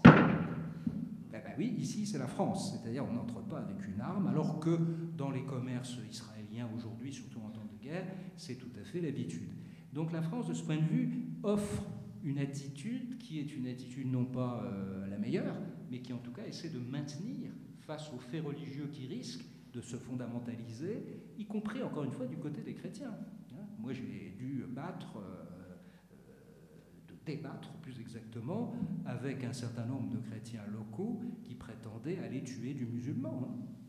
Enfin, musulmans moins, parce qu'ils vivent ensemble depuis très longtemps dans les quartiers, etc. Et ça se passe très bien, mais aller tuer du juif, ça oui. Et donc, il faut travailler à ça aussi, parce que c'est pas aussi simple, c'est pas aussi global. Cela dit, quand vous avez Gaza sous les yeux avec de la famille, etc., quand vous êtes juif d'Israël, quand vous avez un otage de votre famille qui est à Gaza, etc., et vous allez dire il faut s'entendre, ben non, il ne faut pas parler comme ça, bien évidemment. Il faut d'abord écouter, et essayer de désamorcer les choses en écoutant. C'est aussi ça le travail sur le fait religieux au cœur du géopolitique. Et puis il ne faut pas oublier un dernier mot, et puis après, mais j'ai déjà dit beaucoup de choses, et donc j'irai vers la conclusion. N'oublions pas que parmi les habitants de la Terre Sainte, il y a aussi des migrants qui ne sont pas juifs, qui ne sont pas musulmans, mais qui sont pour la plupart chrétiens et qui vivent en Israël en particulier au service des personnes âgées, des hôpitaux, etc., qui sont venus et continuent de venir de Thaïlande, d'Inde, d'Éthiopie, du Soudan, etc., et qui sont extrêmement maltraités dans la société israélienne. Et nous avons des migrants ici qui posent beaucoup de problèmes, qui nous posent beaucoup de problèmes. Vous avez des migrants en Israël qui posent beaucoup de problèmes à la société israélienne. Et d'autant plus aux chrétiens, pourquoi ? Parce qu'ils sont chrétiens et catholiques, même latins pour la plupart d'entre eux. Je pense aux gens qui viennent de Thaïlande, d'Inde, etc. C'est plutôt majoritairement des chrétiens. Le patriarcat latin de Jérusalem, c'est-à-dire l'évêché latin, il est majoritairement arabe. Et les étrangers, c'est déjà pas très simple, y compris les gens comme nous. Hein. Qu'est-ce que vous êtes, vous ? Vous n'êtes pas catholique, vous ne parlez pas arabe. Ben non, on est français. Ah oui, c'est vrai, vous nous avez colonisés. Et c'est exact. Donc il y a ça aussi qui n'est pas simple. Hein. Je ne veux pas tout dire, mais vous voyez, au passage, je lance des trucs. Et les migrants, qu'est-ce que c'est que ces Shintok qui viennent, je cite, qui viennent et qui sont chrétiens ? C'est pas possible, ils ne peuvent pas être chrétiens. Et ben si, ils sont... Et alors en plus, ils sont dans la société israélienne avec une carte de séjour israélienne et ils vont dans les paroisses qui parlent hébreu. C'est des ennemis arabes, palestiniens. Tu parles hébreu, t'es l'ennemi, même si t'es pas juif. Donc vous voyez les difficultés à gérer un diocèse comme celui de Jérusalem. Puis en plus, le diocèse latin de Jérusalem, il couvre non seulement Israël, Jérusalem, la Cisjordanie, Gaza, où il y a plusieurs paroisses, je vais vous en parler en terminant, mais aussi la Jordanie, qui n'est pas un pays simple, Chypre, etc. Alors vous avez tout ça à gérer quand vous êtes l'évêque le patriarche, comme on dit, c'est le mot oriental pour évêque, de Jérusalem. Hein, il faut y penser aussi. Je dis ça de temps en temps aux évêques français que je croise, je leur dis, écoutez, là aussi, enfin, je leur dis pas comme ça, mais relativisons nos petites angoisses existentielles sur le fait de savoir si on ferme un bureau de l'Action catholique, quoi. Enfin, je suis très méchant, hein, excusez-moi. Je vais vite terminer parce que je vais raconter des bêtises. Alors, ne pas oublier les migrants. Ne pas oublier, je dis un mot au passage parce qu'on les oublie très souvent, les réfugiés palestiniens qui sont réfugiés dans leur propre pays. Vous savez qu'en 1948, on les a repoussés. Il y en a un certain nombre qui sont partis dans les pays environnants. Ils étaient 800 000 à l'époque, ils sont 5 millions aujourd'hui. Et ils sont entièrement pris en charge depuis cette époque par l'agence que le gouvernement israélien a décidé d'interdire, l'UNRWA, l'agence des Nations Unies pour les réfugiés palestiniens, entièrement dédiée, écoles, hôpitaux, etc., sans lesquelles institutions, les Palestiniens n'ont quasiment plus rien cette fois-ci. Mais en particulier les réfugiés qui sont apatrides, puisqu'ils ne sont ni évidemment israéliens, ni palestiniens, puisque palestinien ça ne veut rien dire en termes de souveraineté, donc ils sont apatrides. Et il y en a presque 1 800 000 à Gaza, s'il en reste, et 1 200 000 en Cisjordanie, y compris dans les alentours de Jérusalem. Ils sont double peine, triple peine. Ils sont palestiniens, ils sont sans souveraineté, et en plus ils sont réfugiés, c'est-à-dire totalement apatrides. Bien, qu'est-ce qu'on fait avec eux? Et il y a des chrétiens parmi eux aussi. Puis il y a les bédouins, etc. Bon. Bien. N'oublions pas la complexité de tout ce monde-là. Quelques remarques rapides sur spécifiquement le fait religieux chrétien. J'ai déjà dit beaucoup de choses. 3 choses rapidement. D'abord, soyez prudents, de grâce, lorsque vous employez l'expression, surtout lorsque c'est avec exaltation et agitation et presque hystérie, l'expression chrétien d'Orient. Il faut sauver les chrétiens d'Orient. D'abord, ils ne vous demandent rien. S'ils ont des choses à demander, ils savent à qui s'adresser. Il y a l'œuvre d'Orient, il y a un certain nombre d'institutions. Ils sont très, très habiles pour demander ce qu'ils ont à demander. Ils ne reçoivent pas autant, hélas, qu'ils demandent, mais bon, ne parlons pas à leur place. Laissons-les nous enseigner de par leur antériorité chrétienne. Laissons-les nous enseigner sur ce que j'essaie de vous dire moi, c'est-à-dire la complexité de la situation, et que parmi eux, il y a aussi des dérapages, il y a aussi des dérives, des coranisations qui ne simplifient pas les choses. Les chrétiens d'Orient ne sont pas a priori des anges. Ils n'aiment pas du tout qu'on les prenne comme ça. Ce n'est pas la cucuterie pieuse du bon chrétien d'Orient qui est sous les bombardements de je ne sais qui. Non, non, non. Soyons un petit peu sérieux là-dessus. Pas de récupération, en particulier, hélas, et ça vous ne trouverez pas un ami de ce côté-là, de récupération politique. Les chrétiens d'Orient, comme vous le savez, en France, sont récupérés politiquement. Soyons pas naïfs. Bien, ça s'entend peut-être un petit peu moins en ce moment, mais ça s'est entendu beaucoup. Et je peux vous dire que j'ai été témoin à l'époque de gens qu'il fallait mettre à la porte autant qu'on pouvait de la Terre Sainte, parce qu'ils faisaient l'inverse de ce qu'il fallait, c'est-à-dire la croisade contre l'islam, au nom des chrétiens d'Orient, etc. Ne me parlez pas de cette question et d'un certain nombre d'associations meurtrières, qui enrôlent un certain nombre de jeunes de ce côté-là. Là, c'est peut-être mon passage au Proche-Orient qui m'a chauffé le sang, mais je sors mon sabre et je monte mon chameau pour y aller, et couper les têtes, parce que franchement, c'est pas acceptable, surtout dans l'atmosphère actuelle. Donc, je n'en dis pas plus. Si vous voulez davantage de renseignements, je serai clair sur la question. Je vais aller maintenant vite. Deuxièmement, il faut que les chrétiens fassent attention localement à la gestion de leur patrimoine, parce que c'est un enjeu géopolitique. Les chrétiens grecs orthodoxes, qui sont majoritaires comme chrétiens en Terre Sainte, ils sont les deuxièmes propriétaires fonciers de l'ensemble Israël, Palestine, etc. Alors, ça vend en dessous de table de tous les côtés, y compris aux colons nationalistes juifs. Ça va, quoi, il faut arrêter. Parce qu'après, vous ne pouvez pas vous gémir en disant « nous sommes colonisés », etc. Il y a un véritable enjeu là dont on parle peut-être pas assez. Je vous avoue que je ne fais pas de mauvais esprit, mais vous suivez peut-être un peu finement l'actualité, vous voyez que ça revient très souvent. Il y a les procès, il y a des patriarches qui s'étripent mutuellement. Les latins, de ce point de vue, sont un peu protégés parce qu'ils n'ont pas beaucoup de patrimoine, mais enfin quand même, tout ça c'est un enjeu quand vous êtes en terre géopolitique compliquée, sensible, de colonisation, etc. Et quand vous agissez pour recueillir le plus de fric possible, qui ne reste pas d'ailleurs forcément sur la terre. Donc il faut faire attention à ça.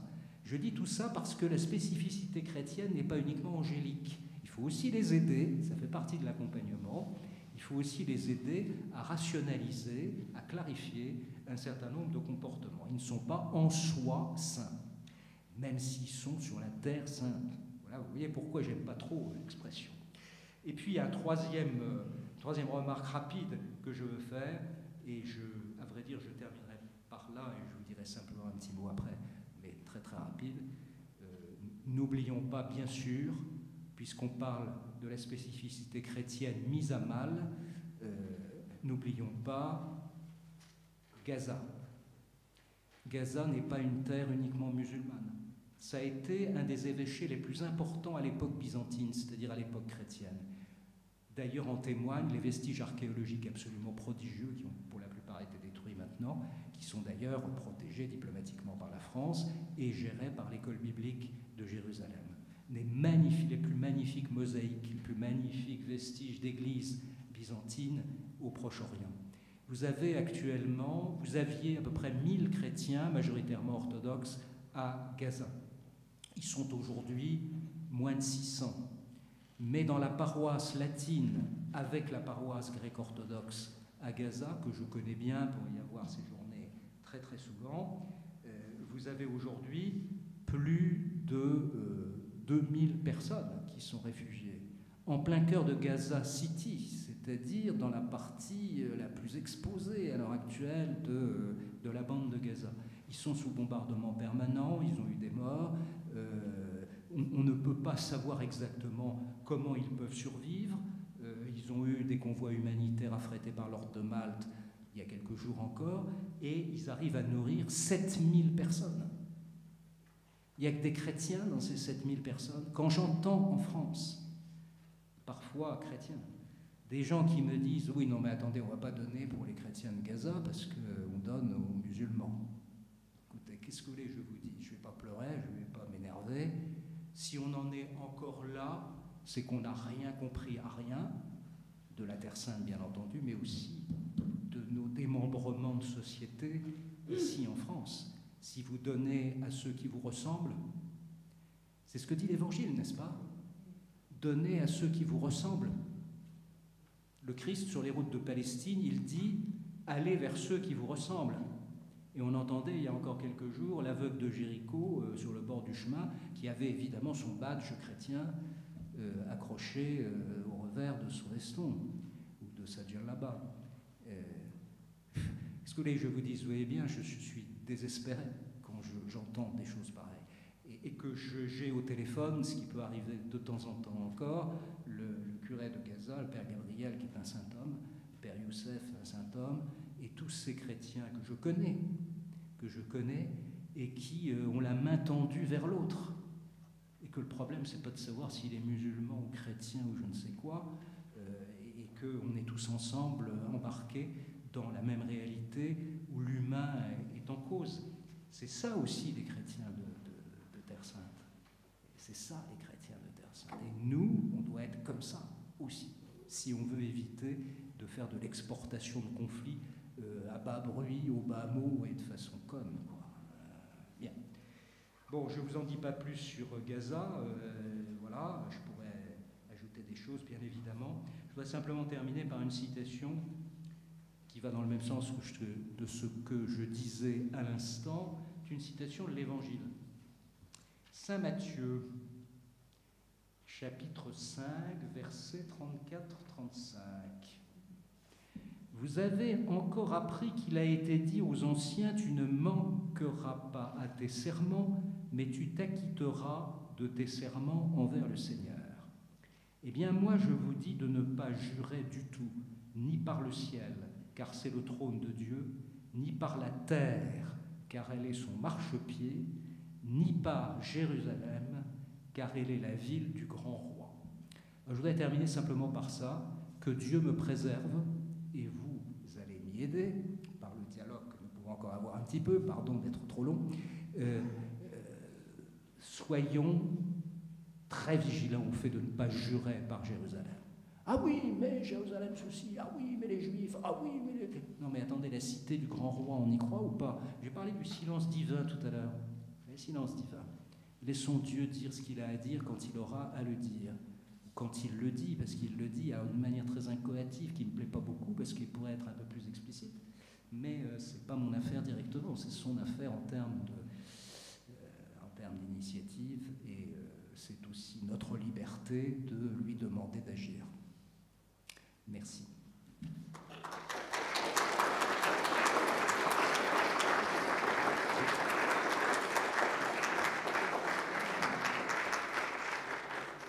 Pardon d'avoir été trop long.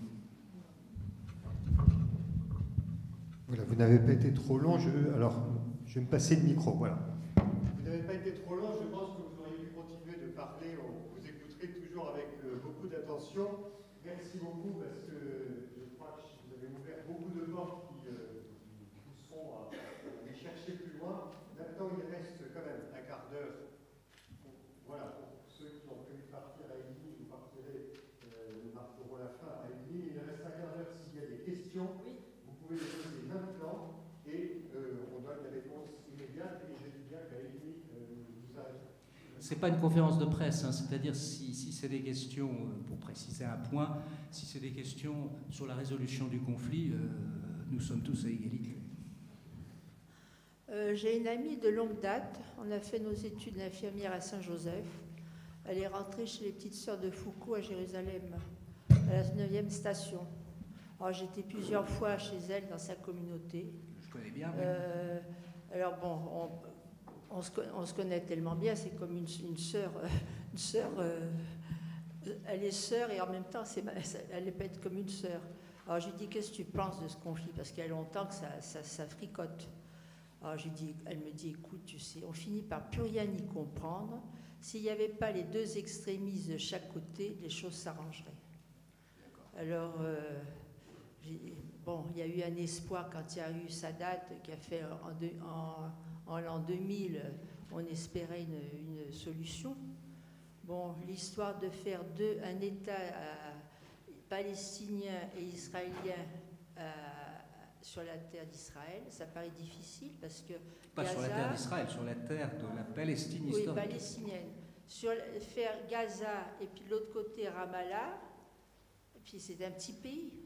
Ben, Gaza, hélas, on n'en parle plus, donc oui, on a résolu le problème. Enfin, ils ont résolu le problème. C'est un petit pays, puis finalement on s'aperçoit que les Israéliens ont besoin des Palestiniens pour la main-d'œuvre.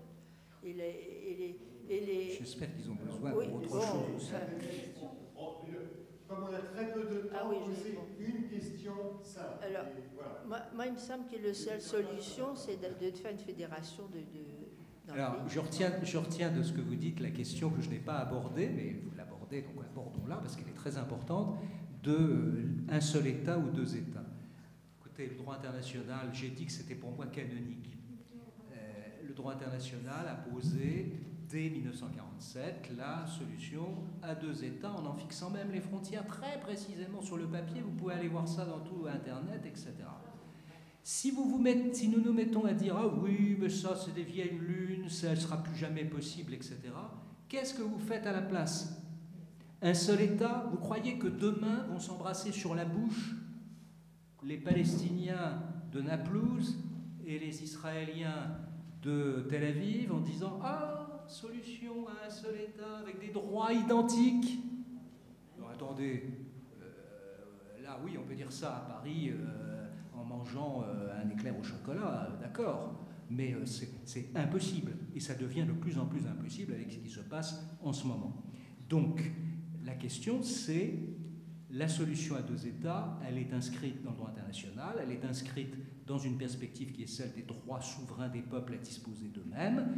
Il y a un territoire palestinien qui doit être respecté, il y a un peuple palestinien qui doit avoir des droits souverains dans son État, c'est ce que défend la France, au milieu d'une multitude d'autres pays majoritaires, dans le concert des nations. Je ne dis pas ça parce que j'ai été diplomate de la France, parce qu'aujourd'hui je suis libre de le dire, et je continue à être libre de le dire comme je l'ai toujours été.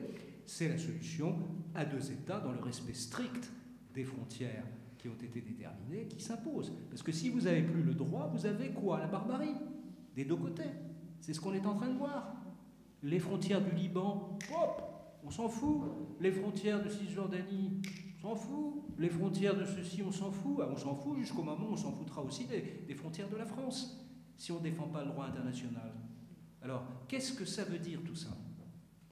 Alors moi, je veux bien qu'on invente une solution nouvelle, mais alors mettons-nous au travail, et mettons-nous au travail autrement que dans « Ah oui, mais solution nouvelle, le problème, c'est que les Palestiniens sont gênants. » Solution nouvelle, il n'y a plus qu'un État unique. Très bien. Et les Juifs sont gênants. Vous laissez carte. Non, attendez, soyons sérieux. Question très courte pour moi. Vous avez parlé des pères à Gaza, excusez-moi. Comment peut-on les aider? C'est une question que je posais déjà au père de l'épreuvier il y a 2 mois. Et il m'a dit, bon, on va demander à quelqu'un qui connaît le sujet et la situation. C'est vous. Comment peut-on les aider, nous, ici, chrétiens en France? Alors d'abord, je remercie votre père curé de renvoyer vers moi les questions qui fâchent, les questions difficiles, mais bien volontiers. Bien volontiers, parce que je peux vous répondre très très simplement, comme vous pourriez le faire vous-même d'ailleurs. Il y a des organisations dédiées à tout cela. Je vous ai cité l'Œuvre d'Orient, l'Ordre de Malte, les Chevaliers du Saint-Sépulcre, les Médecins sans frontières. Je peux vous citer tous les organismes avec lesquels j'ai travaillé. Nous travaillons, Consulat général de France, à Gaza. Et encore aujourd'hui, même si pénétrer à Gaza pour les instances humanitaires, c'est extrêmement compliqué. Mais plus ça va avancer, plus il va y avoir de besoins. Donc, de l'argent. De l'argent. Et pas l'argent très clair. Vous voulez une réponse claire? Je vous apporte une réponse claire. Pas 3 centimes. Alors, ça ne veut pas dire qu'il faut donner toute sa fortune. Enfin, après tout, si vous voulez, je ne vois pas. Mais quand même, il faut être un peu significatif, quoi. Pour moi, vous savez, dans la réalité des jours, ce qui est significatif, c'est de faire des comparaisons. C'est-à-dire de quoi, qu'est-ce que je dépense quand je vais au cinéma? Ce qui est très important. Moi, j'aime beaucoup aller au cinéma, et je vais au cinéma. Qu'est-ce que je dépense quand je vais au restaurant? Bon, voilà. Il y a un très bon système en Israël-Palestine, et aux États-Unis aussi d'ailleurs. Quand vous allez dans un restaurant ou dans un bar, etc., le pourboire, c'est automatiquement et systématiquement au moins 10%. Et bien faites ce calcul quand vous allez vous réjouir, et continuer à vous réjouir, d'aller au restaurant, au cinéma ou je ne sais où. Là, il faut réserver 10%, et 10% plus 5, 6, 7, 8 fois dans le mois, etc., et ben, au bout du compte, ça fait de l'argent. Moi, je crois beaucoup aux petits fleuves qui font des grands, aux petits ruisseaux, pardon, qui font des grands fleuves, des grandes rivières. Donc ça, c'est une première perspective. Et vous passez par les organismes qui, eux-mêmes, transitent par le patriarcat latin de Jérusalem, qui est directement en prise sur la paroisse de Gaza, qui manque de tout. Bien. Deuxième chose, il y a aussi la fidélité que permet aujourd'hui, en grande partie, que permettent les réseaux sociaux. Allez sur les réseaux sociaux, voir ce que dit la paroisse latine de Gaza. Vous avez des dizaines de posts tous les jours. Le père Gabriel, si vous voulez le connaître, allez le voir, il vous parle, il célèbre la messe avec l'écran devant lui, la caméra devant lui, etc. Fidélité, allez prier avec eux. Allez, soyez fidèles, envoyez des messages. Ce qui m'a toujours frappé avant qu'il y ait le Covid, puis ensuite le désastre que nous connaissons à l'heure actuelle, il y avait à peu près 250 000 pèlerins français qui allaient chaque année en Terre Sainte. Je parle des catholiques, des chrétiens. Je ne parle pas des musulmans, il y en avait aussi beaucoup, 3e lieu saint de l'islam, il y avait évidemment beaucoup de juifs. Bien. Aujourd'hui, il n'y a plus personne. Bien. Et j'étais frappé, lorsque venaient les groupes, de la fragilité de leur fidélité dans le temps. C'est très embêtant, ça. C'est-à-dire, vous passez, vous faites votre pèlerinage, et puis après, il peut y avoir 3 semaines, 1 mois, 2 mois, etc. Ça suit. Et puis à un moment, et c'est très important, parrainer un enfant pour lui payer ses études à l'école, ça ne coûte rien là-bas. Parrainer une personne qui veut se faire soigner, ça ne coûte pas grand-chose par rapport à la France, et ainsi de suite. Il y a des tas de possibilités au travers des jumelages de paroisses qui peuvent aider. C'est pas uniquement l'argent, c'est aussi de dire on n'est pas oublié. Et ça, c'est très important. Pour Gaza, c'est capital. Capital, capital.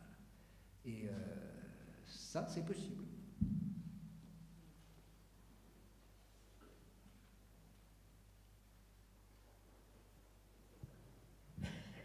Alors, si j'ai le micro, donc je vais me permettre de vous poser une question.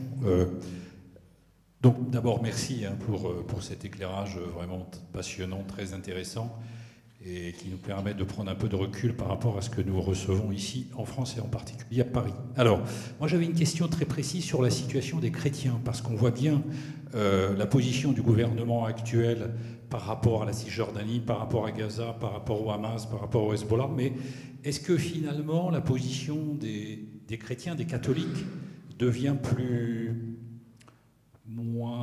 enfin, qu'il y ait une position du gouvernement par rapport aux catholiques qui soit plus tendue? C'est une très bonne question qui affleurait, je pense, en grande partie dans mon propos, mais je peux reprendre très précisément. D'abord, en termes de démographie. Vous savez, les chrétiens, c'est à l'heure actuelle 3% sur l'ensemble du territoire. Attention, hein, l'ensemble du territoire, c'est-à-dire Israël, Jérusalem, Cisjordanie, Gaza. Moins d'1% à Jérusalem et en Palestine. Est, si vous voulez. Moins d'1%. Par comparaison, à Jérusalem, en 1948, vous aviez 15% de chrétiens. Bon, beaucoup sont partis pour des raisons déjà liées aux différents conflits qui se sont succédés, et ainsi de suite. Il ne reste au fond, comme chrétiens en Palestine, en Israël-Palestine, que ceux qui ne peuvent pas bouger, donc les plus démunis. Bien, première chose. Deuxièmement, j'ai parlé tout à l'heure du patrimoine des patriarcats. Évidemment, c'est un objet de convoitise majeur, soit pour des raisons coloniales, de colonisation, soit pour des raisons de gros sous, tout simplement, parce que les propriétés qui ont souvent été données par des familles françaises, etc., c'est le cas de nos domaines nationaux, que j'évoquais tout à l'heure, Sainte-Anne à Jérusalem, les Léonats au sommet du Mont des Oliviers, l'abbaye d'Abou Ghosh entre Tel Aviv et Jérusalem, le tombeau des rois, qui est un site archéologique juif, tout ça a été donné, et combien d'autres propriétés dans lesquelles se sont installées les congrégations françaises. Tout ça, ça crée des envieux. C'est pas parce qu'ils sont chrétiens d'abord, c'est parce qu'ils sont propriétaires, si vous voulez. Il y a ça qui joue énormément. Et sur quoi il ne faut pas jouer en dessous de table, comme je disais tout à l'heure, parce que c'est pire que tout. Bien. Et puis il y a une troisième chose aussi qui est très importante, c'est que la protection française au travers des traités inscrits dans le droit international, qui sont farouchement défendus par notre consulat général à Jérusalem, c'est l'exemption de taxes. C'est-à-dire que les taxes foncières, les taxes douanières, les taxes fiscales générales, ce qu'on appelle là-bas l'Arnona, ne sont pas payées par les congrégations sur leur territoire, etc. Les guest house qui reçoivent des pèlerins, et ainsi de suite.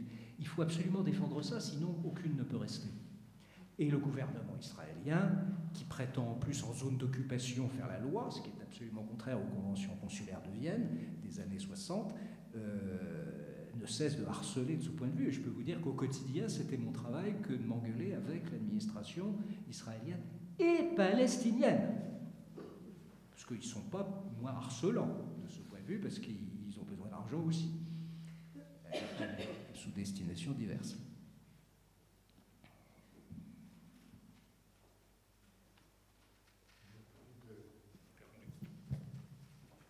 Merci beaucoup. Alors, avant de...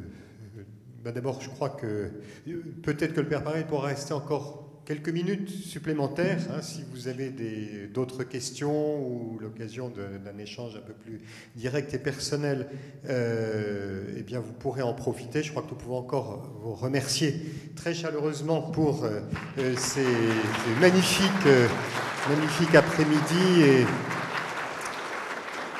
voilà, alors De fait, je me souviens de l'échange que j'avais eu avec Florence en disant que sur place, voilà, ce que faisaient les chrétiens, on a répondu cet après-midi, comment aider. Alors, j'ai déjà une solution pratique que m'a transmis Marie-Armelle Beaulieu, c'est contact avec un magasin. Voilà, il y a des magasins sur place. Qui n'est pas encore allé en Terre Sainte? Ah, vous n'osez pas le dire. Voilà, les bras se lèvent. Voilà, donc je crois que la réponse au bras levé, c'est il y a l'occasion... Constituer un groupe de votre paroisse et on y va.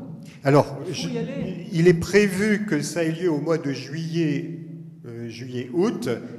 Je pense que c'est faisable. Je me permets, pardonnez-moi, je prends le micro pour dire qu'il y a... Une chose qui m'avait un peu blessé, c'est quand j'ai vu quelqu'un, par solidarité pour les populations qui souffraient là-bas, il disait ils souffrent tellement que je trouve ça injuste d'aller là-bas pour cautionner des choses que je n'apprécie pas. Alors j'étais assez éberlué, et sur place, on voyait des chauffeurs de bus, des hôteliers arabes. Mais pourquoi vous ne venez pas? Alors un peu ironique, j'ai dit, parce qu'il y en a qui vous soutiennent, donc ils ne viennent pas. Oui. Malheureusement, c'est dramatique. Nous faisons des calculs, et c'est ce que vous avez dit tout à l'heure.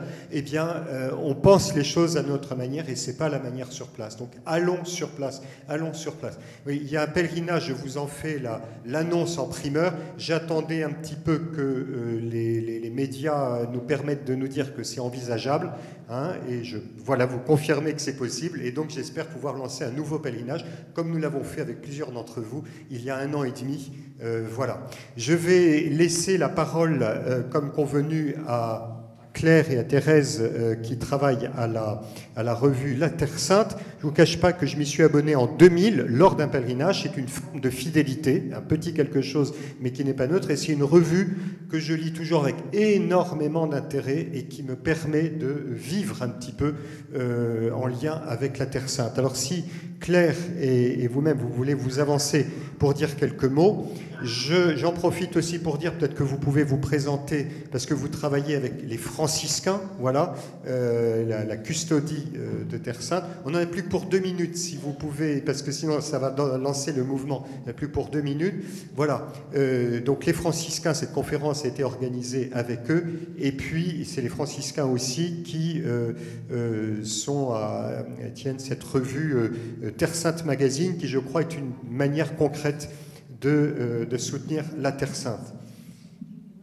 Je travaille plutôt, mais en fait, c'est la Fondation François d'Assise. Donc, ils récoltent de l'argent pour donner vers tous les projets qu'on nous demande en Terre Sainte ou dans le monde entier, en fait, de tout ce qui est franciscain, toute la connotation franciscaine. Donc, c'est la Fondation François d'Assise qui a été faite par Benoît Dubigeon, qui est un frère franciscain. Voilà. Voilà. Voilà, un petit mot pour... Oui, mais il me semble que lire cette revue, qui paraît donc 6 fois par an, une revue tout de même de 60 pages, c'est pas rien, est peut-être une très bonne continuation de la conférence que nous venons d'entendre, parce que c'est une revue qui s'intéresse à quantité d'aspects de la vie sur place. On parlera de particularisme juif, on parlera du muezzin musulman, on parlera de monuments de chrétiens en Terre Sainte, on parlera des rites différents, on parlera de la société, on parlera aussi, par exemple, il y avait eu un numéro sur le pain, sur la façon dont on consomme le pain sur place. Et le prochain numéro, il serait malheureusement trop tard, même si vous vous abonnez aujourd'hui, de le recevoir, mais le prochain numéro sera consacré justement à ce terme, la Terre Sainte. Est-ce que l'on peut... Ah, vous en avez déjà? Il est déjà paru? Bon. Donc, qu'est-ce que recouvre cette appellation Terre Sainte? Et donc, il y a le dossier y est consacré et plusieurs articles sur ce sujet. Donc, je vous recommande la lecture de cette revue. Peut-être, si vous le pouvez, de vous y abonner, ce n'est pas non plus très cher. Et tout ce qui est en surplus lorsque les frais généraux sont couverts servent justement aux œuvres des franciscains de Terre Sainte sur place. Voilà. Ce que Claire n'a pas dit, c'est qu'il y a l'actualité de la Terre Sainte, où de fait on interroge des personnes qui vivent sur place et qui ouvrent des pistes tout à fait passionnantes. Et puis la première partie, c'est toujours une partie historique, archéologique, découverte des lieux. Alors il y a la signature Claire Burkel. Voilà, on est une rédactrice qui fait des articles passionnants, très bien renseignés, où vous voyagez à travers le journal. Donc il y a toujours cette partie découverte de la Terre Sainte, traditionnelle, avec toujours le lien avec la Bible, puisque Claire est bibliste. Donc c'est voilà, moi je ne vous cache pas que je le lis avec beaucoup d'intérêt. En lien aussi, je fais un peu promotion, pub, mais il s'agit de soutenir ceux qui vivent là-bas sur KTO, site Terre Sainte, l'émission des franciscains qui s'appelle Terra Sancta News. Voilà. Mais ça ne remplace pas un abonnement à Terre Sainte Magazine. Donc vous allez trouver à la sortie des numéros. Vous pouvez acheter le numéro ou faire l'abonnement. Je crois que j'ai dit l'essentiel. J'espère qu'il n'y a pas d'oubli. Je salue ceux parmi nous qui sont il y a des chevaliers du Saint-Sépulcre également. Nous sommes heureux d'accueillir. Il y a, voilà, vous représentez diverses instances et surtout votre intérêt pour la Terre Sainte. Le jour de la fête du Christ roi, vous nous avez cité ce verset qui dit que le roi, c'est le Christ, et précisément à Jérusalem, eh bien, nous essaierons d'en parler de la manière la plus juste et non pas n'importe comment. Merci beaucoup, cher Père Parette, et vous serez toujours bienvenu à la paroisse Sainte-Anne, qui nous relie à Sainte-Anne de Jérusalem.